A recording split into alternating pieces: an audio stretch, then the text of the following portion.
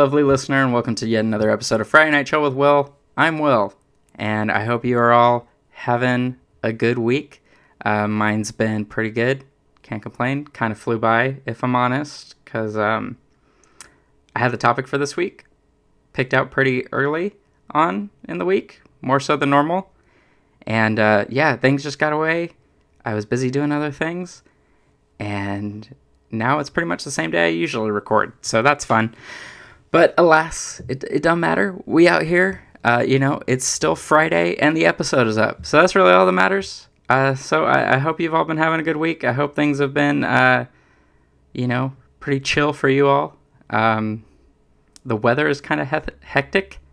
We're back to random storms happening here in California, so that's cool. The streets were like flooded for 30 minutes on the drive home, and now there isn't a cloud in the sky. So that's great. Anyway, so tonight I was a little bit inspired by a different YouTuber and a different podcast, I guess. So I don't know if any of you are familiar with a YouTuber named Mark Miller. He's a queer content creator. He's been on YouTube for over 10 years. He's like one of the first like gay YouTubers I followed when back in the day on YouTube. And I've been following him for quite a few years. He's a photographer and a videographer. He does a lot of like lifestyle vlog type content. And he has been kind of dipping his toes in the podcast content realm. So that's been fun.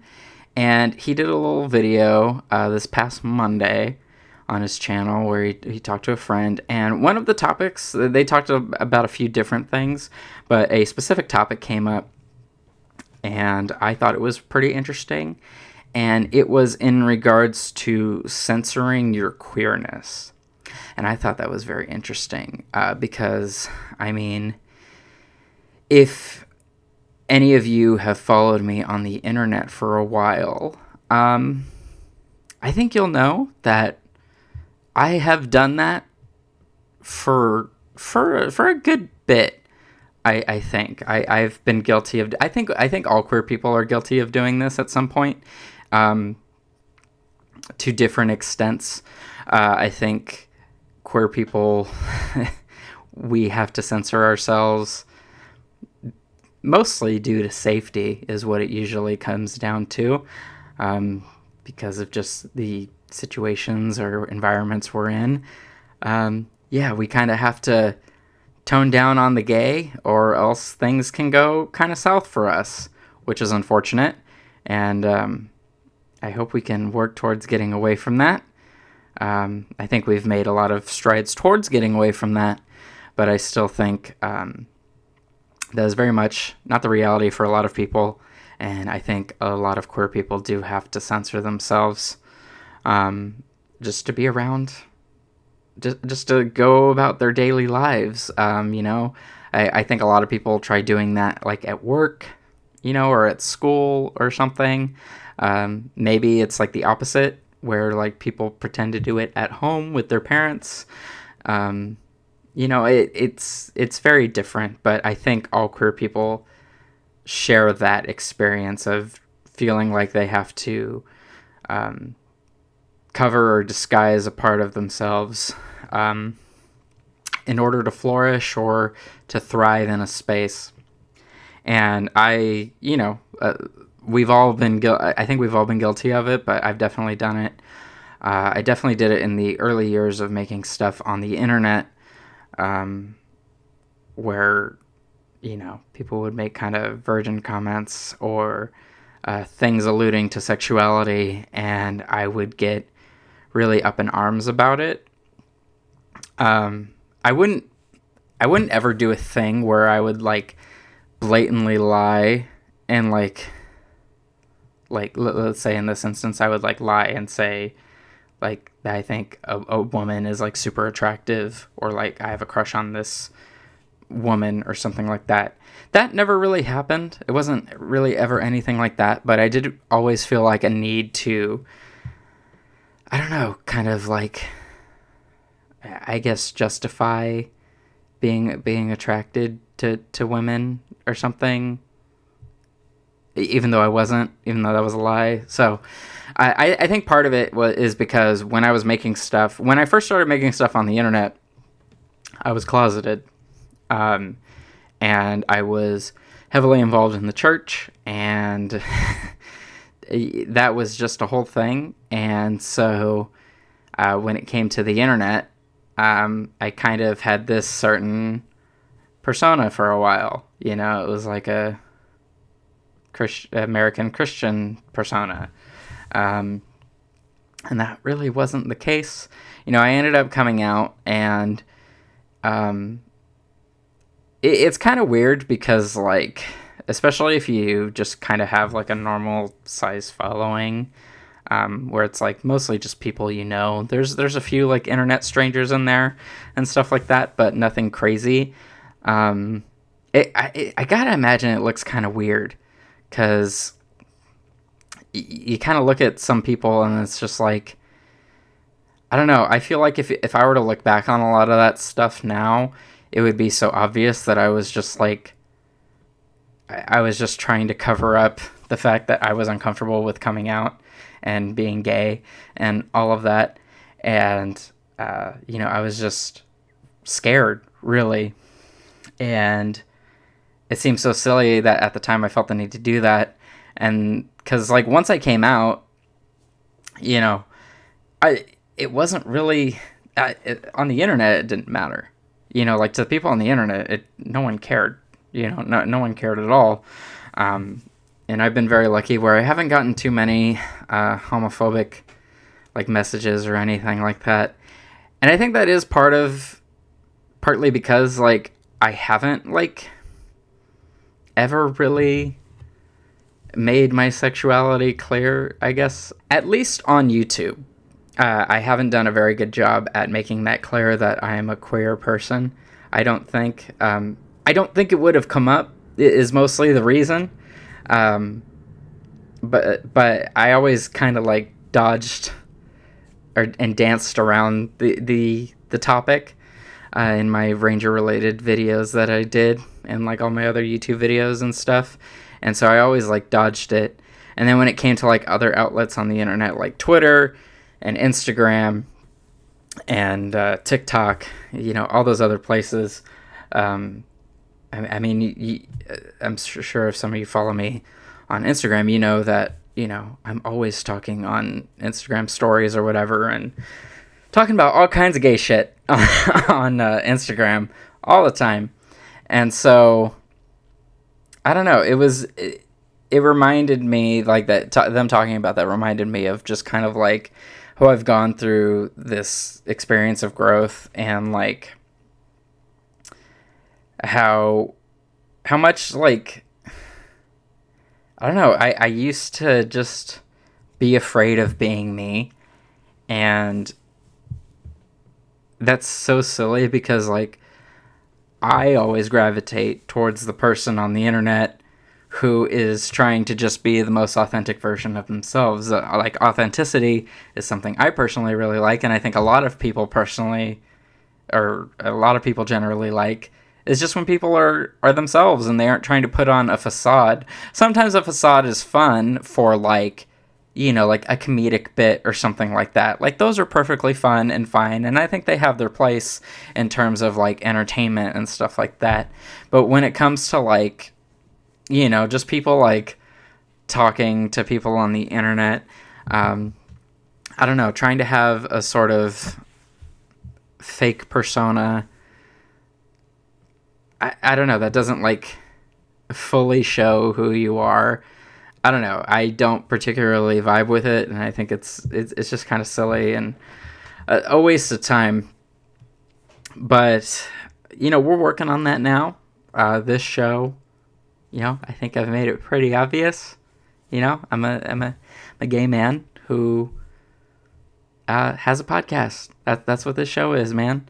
And we're going to talk about gay shit sometimes, and sometimes we won't. Sometimes we'll talk about other shit. But, I was just definitely reflecting on that, like censoring my queerness. And, I've made strides in the past, like, few years on being more outspoken, especially when it comes to, like, queer issues and stuff. Um, I mean, a lot of I can run my mouth on just about anything, especially, like, if it's been, like, Power Rangers related. I can run my mouth on that stuff, so I would like to be able to do that in for things that are of, like, actual importance to my, you know, life, my actual life, and not just, like, my hobbies. So, yeah, we've been making strides towards that. I hope that's something that I can do even better with this show. Just embracing my queerness more. I think that's what it comes down to mostly, is like we just like the whole censorship of, like, doing that. It's kind of like internalized homophobia, and it's us being afraid of embracing our queerness and the things that make us unique and happy. And I was afraid of a lot of that stuff for a really long time. Within the past, like, year or two, post the height of COVID, I started dabbling with, like, makeup and stuff. I don't wear it, like, all the time. I wear it sometimes. I'm still learning how to put it on. Like, it's intriguing. I watch a lot of, like, makeup tutorials and shit like that on the internet. And so I've been dabbling with it. If you guys have been following me on my beard journey on Instagram, I got, like, eyebrow gel so I could, like, fill in the little patchiness in my beard. Some gender affirming care there. So yeah, like, little things like that I just, when I initially came out, I think I was still afraid of a lot of things in queer spaces. And now that I am willing to embrace my queerness more, now that I'm just focusing on being a happy person and like doing all of the things that are good for me, like, it's easier to embrace all that stuff. Like, like, drag queens for me were just like a meme. We're just like meme material up until, like, maybe a year ago. I finally, like, dipped into the realm of, like, drag queen content.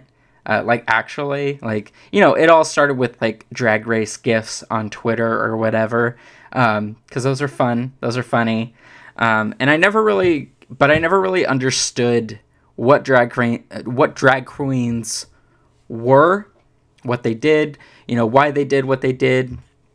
And within, like, the past year, I stumbled across a few of them on YouTube: Trixie Mattel, Bob the Drag Queen, a few others, handful of others.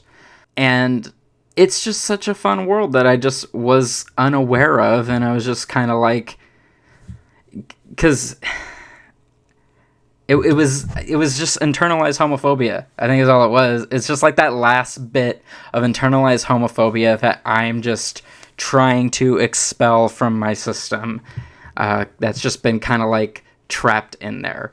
It's just like a spot on the counter, like, right in the corner, that you forgot to wipe, and, like, you got some cleaner in there, and it's, like, loose and shit, but it's not coming out, and you gotta, like, dig in there a little bit. That was a long analogy for no reason. You guys know what I'm talking about. But it was just like, it's like the last bit of internalized homophobia is, like, finally, like, leaving my body and leaving my being and leaving my life. And it's nice, because it's just like, I don't care anymore. I'm not letting my queerness hold me back for no reason, because, like, my queerness is the one thing that's going to propel me forward in pretty much anything I want to do. Because if I'm utilizing it completely, then I'm in touch with who I am completely. I'm not, like, I'm not hiding myself for no reason, because that doesn't make any sense, you know? So, yeah. So that's just kind of been my journey with censoring my queerness. You know, I've been definitely getting a lot better at it nowadays, and we're having some more fun with it. You know, I'm embracing it more, and I'm doing all kinds of, I don't know, it's just nice. And I think people notice it too when you're just authentically you. You know, people can tell when you're not being honest, or if you're bullshitting them or something like that. And I think people just genuinely appreciate authenticity. And if you're not censoring your queerness, then, you know, I think you can be the happiest version of yourself. Now, obviously, I'm not saying that you should do this in every environment, because, like I said at the beginning of the show, you know, a lot of people censor themselves in this way for safety, because not everyone lives in an area like me or has the same situation I have, where they can just do this and no one really cares. Because you also have to take into account that I'm a white man, I live in Southern California, and I'm also 30 years old. There's not a lot of people like, as you get older, there's not really a lot of people willing to, like, have big conflicts with you, unless they are a big asshole. But those are very few and far in between. A lot of adults really don't want any kind of conflict. So, yeah, like, I can do all kinds of gay shit, like at work or whatever, and no one will really care, you know? So that's just kind of the position I'm in. So that's an important factor to consider, you know, when we're talking about, you know, not having to censor your queerness. So just something to keep in mind. But yeah, anyway, I will open the floor to you all, so we can have some discussions in the comments, or, you know, any of the other places where we can discuss for the podcast. You know, if you're watching us on YouTube, you can leave a comment down below. Just let me know times where you have had to censor your queerness and how you've navigated that, and if you've, like, gotten away from it, like, just kind of talk about what that journey was like. I would love to talk about this with some of you. I think it's, you know, I don't think there's any guilt or shame to be had there, because, you know, we're all just trying to figure it out. You know, we're all just trying to figure out our journey, you know, being queer and figuring out our identity. And so I don't think there's any shame in, you know, like, regretting, like, censoring yourself in the past, because you were just doing what you felt was necessary in order to survive, really. And I don't think there's any shame in that. So don't feel any shame about that. But yeah, so we'll wrap it up right there for tonight, guys. Thank you so much for tuning in. I appreciate it as always. If you are new to the channel or new to the show and you're watching this on YouTube, make sure you hit subscribe so you can see new episodes right when they come out. You can also give the video a like. If you're listening to this on Spotify or Apple Podcasts or any of the other podcast hosts, please rate the podcast. I would definitely really appreciate that. Rate it and leave a review, and tell me all the things. Leave some feedback. I really do appreciate stuff like that a lot. And if you guys want to follow me on the internet, you find me in all the places at Willie J. Co. So yeah. So that about does it for tonight, you guys. Thanks for tuning in, and I will see you next week for another Friday Night Chill.